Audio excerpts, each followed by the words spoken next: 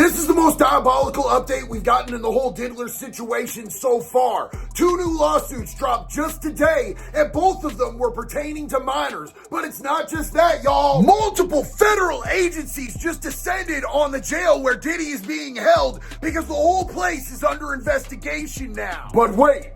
There's more. The New York Post has officially announced that they are in possession of one of the infamous Diddy freak-off tapes. So gas up your wood chipper, sharpen up your shades, and let's go!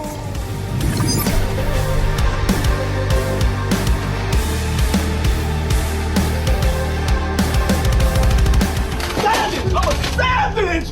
Oh! In the year of our Lord 2024, y'all ain't just out here raw dogging the internet, are you? That's dangerous! Now look, take it from me, somebody who used to be involved in nefarious activities. One of the best ways that you can protect yourself is by using a VPN on all of your devices. That's why I use PIA, Private Internet Access VPN, because using the internet without a VPN is like going to the bathroom in prison. Everybody can see everything that you're doing. A VPN is a virtual private network. It hides your IP address and safeguards your internet connection through an encrypted tunnel. Also, did you know that all those expensive streaming services that you're paying for, they are only letting you watch a fraction of the shows that are actually available because they use something called a location lock? With PIA VPN, you can get past that and you can see stuff from all around the world. And right now, if you use my link, you can get an 83% discount on Private Internet Access VPN, making it only $2.03 a month, plus you get 4 months free. Delay, were you using the dark web to send rattlesnakes to bill collectors again? Oh man, I knew I should have been using Private Internet Access VPN. This is a single defendant indictment. In my experience, that means that the other people that were obviously involved in this conspiracy have flipped or turned state's evidence or government's evidence and are going to be in fact testifying against Sean Diddy Combs. Otherwise, why wouldn't anyone else in this enterprise be charged? More than any other case that we have seen in recent history, I think that we can all agree nobody else wants to go down with this shit. This case has rocked hip-hop. This case has rocked Hollywood. This case has rocked the fashion industry. This case has rocked churches. And I guarantee you, there are some politicians out there too who are really freaked out about this whole thing. As well they should be, because Diddy is facing a literal life sentence for just one of the multiple charges being brought against him right now. And just like Judge Liz said, it looks like everybody involved in his immediate circle is probably turning on him and telling him everything. But I can tell you one thing for sure. What his defense team is more afraid of right now than anything is a superseding federal indictment. As well they should be, because all of these lawsuits that aren't criminal cases yet can be brought up and used as evidence by the feds if they expand on the indictments that they already have on him. And all of these people who came out that were assaulted while they were minors, literal children, that definitely is going to help their case in some major ways. Which brings us to the 2 lawsuits that just dropped today, and I apologize for having to tell you guys these details. They are gruesome, they are disgusting, and I wish that we didn't have to get into all of this, but it is something that's absolutely relevant as to what's gonna bury Diddy. Because the best defense that this defense team has to be able to put forward is to try to assert that everybody that was involved in these freak-offs was consensual. But you know who cannot consent, and it's not even gonna come into play? Children, minors, the people who were coming forward in these lawsuits. And if you remember, this entire investigation, this entire case, the only victim named in this case came straight out of a lawsuit before any of the rest of this started. And that person is Cassie Ventura, the person that the entire world saw get beaten and dragged in that hotel on that tape that got released. Now that we're all caught up, let's talk about the 10-year-old victim that Diddy drugged and assaulted. Disturbing new allegations of sexual assault filed against Sean Diddy Combs, this time from a then 10-year-old boy from Los Angeles. A new lawsuit claims that Combs drugged and forced the boy to perform sexual acts. The accuser's parents say they flew with their son to New York City to meet with people in the music industry, and they allege that Combs told the aspiring young rapper that he would have to do things he didn't want to do in order to become a star. Combs has denied assaulting the boy. This whole thing is so much more disgusting than they're talking about in the news, and I read the lawsuit so that you wouldn't have to. What happened was they flew this kid out there. They had a manager that was working with this kid. He said, fly out to New York, come see Diddy. Diddy will see this kid, man. So Diddy took him to a private hotel. And the parents just let him go because the manager said it was what was best for his career. When he got there, Diddy gave him a soda and he started to feel woozy, and he asked him, what would you do to make it in this industry? And he said, I'd do whatever it takes. And Diddy told him, you're going to have to do some stuff that you don't want to do. Then Diddy unzipped his pants and he had this kid do things that the kid didn't want to do before the kid went unconscious. When the kid woke up, it was clear that Diddy had done other stuff to this kid. The back door type of thing. The kid was confused and in pain and still groggy, and he told Diddy that he wanted his mom. Diddy told him that if he told anybody what happened to him, that he would kill both of his parents. The kid still went ahead and told his parents, but his parents were too afraid to come forward. Clearly everybody has heard for decades about how powerful Diddy is and how he was able to have Tupac killed and probably had Biggie killed. So the parents were kind of shook. And while there's not a lot of corroborating evidence available for this right now at the time, I'm just going to tell you this is Tony Busby's lawsuit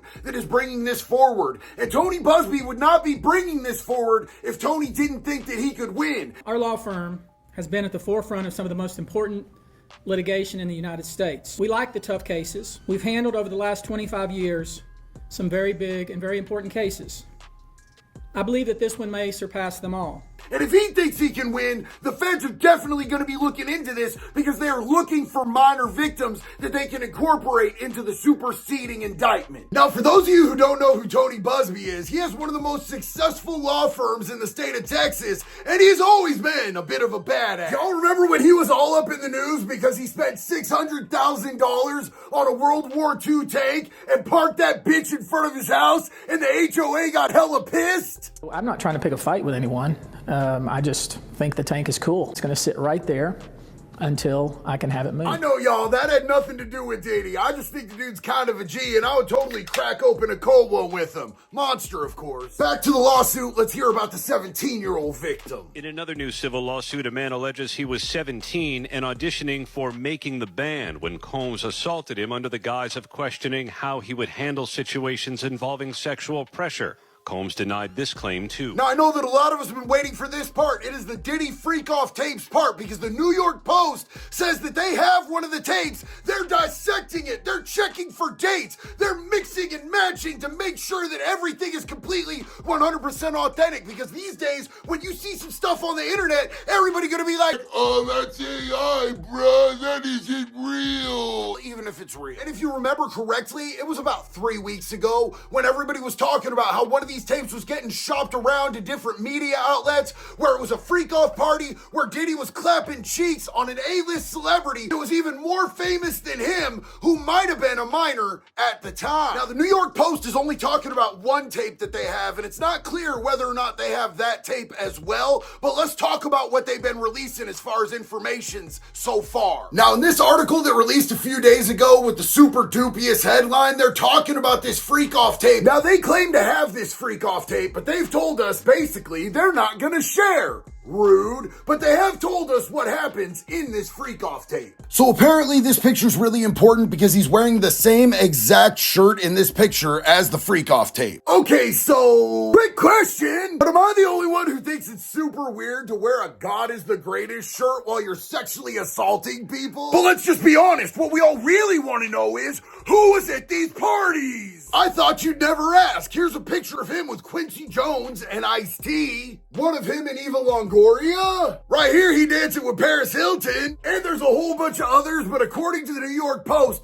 they all left before the parties turned into the freak-off tape orgies. Or at least that's what the New York Post is claiming. The only thing that they're really telling us here is that they have a tape of a party that happened after the 2005 MTV Video Music Awards, and that Diddy was like watching a bunch of people clap each other's cheeks, two dudes raw dogging a chick, dudes getting up inside each other's guts, and he was sitting there doing drugs. I just find it oddly convenient that they're saying that no other celebrities that haven't been exposed yet were actually there, and the whole thing is starting to smell oddly Epstein-y to me. Personally, myself, I want the damn Diddy list. I want the damn Epstein list. I want to know who these weirdos who've been getting away with this stuff for way too long are, and I want them prosecuted and put in prison just like any of us would be if we were doing these types of nefarious behaviors. But anyway, what do you guys think? And what celebrities do you think were involved? Don't forget to comment, like, share, call your baby's mama's mama, and have her watch it too. And I'll see you guys on the next one. Until then, one love, baby. Be good or be good at it.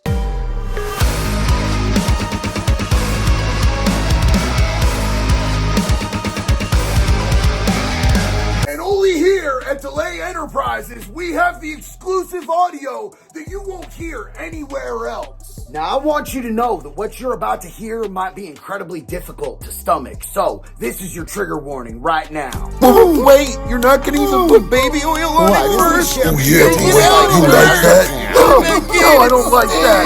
It tastes infected. Oh, yeah, boy. Take that. You just popped my herpes sore. Just know that the video was far too graphic to show you. Okay, I was capping out the wazoo. That is definitely not an authentic audio, but it wasn't clickbait because I didn't put it in the title or the thumbnail. You're welcome.